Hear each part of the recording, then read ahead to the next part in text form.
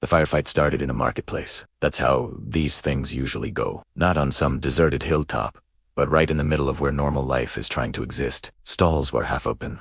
There were crates of fruit, a stray dog sleeping in the shade. We were moving through in a staggered file, weapons low but ready, our eyes constantly scanning. I was on the left side of the formation when the first shot cracked past my head. There's a sound bullets make when they miss you. You don't hear it in the movies. It's sharp, angry, and deeply personal. I hit the ground before I even realized I'd made the decision. Shouts exploded around me as the squad took cover. Someone yelled, "Contact!" Someone else gave a direction. In seconds, our training stitched us back together into a single unit. The fire was coming from a second-story window. I could see the muzzle flashes now, just brief sparks in the dark interior. I leaned out from my cover, found the window frame, and returned fire in short, controlled bursts. It wasn't rage or panic. It was just pressure. My job was to keep them down, to buy time for the others to maneuver. The civilians vanished instantly. The market emptied like it had never even existed.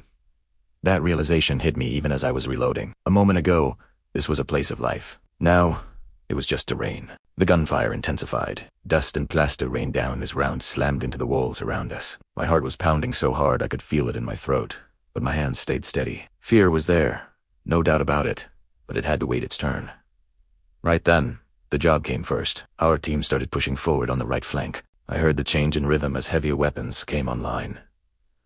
The enemy fire faltered, then shifted. When the order came, I advanced, moving from cover to cover, my boots slipping on scattered fruit, rifle shouldered, eyes locked forward. We breached the building fast.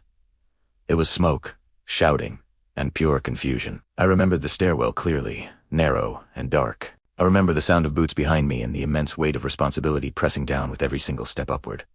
At the top, it was over in seconds. Loud, violent, and final.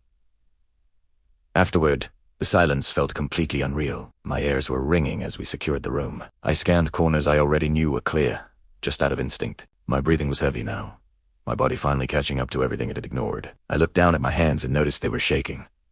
That always comes later. When we stepped back outside, the marketplace was still empty. Fruit was crushed underfoot.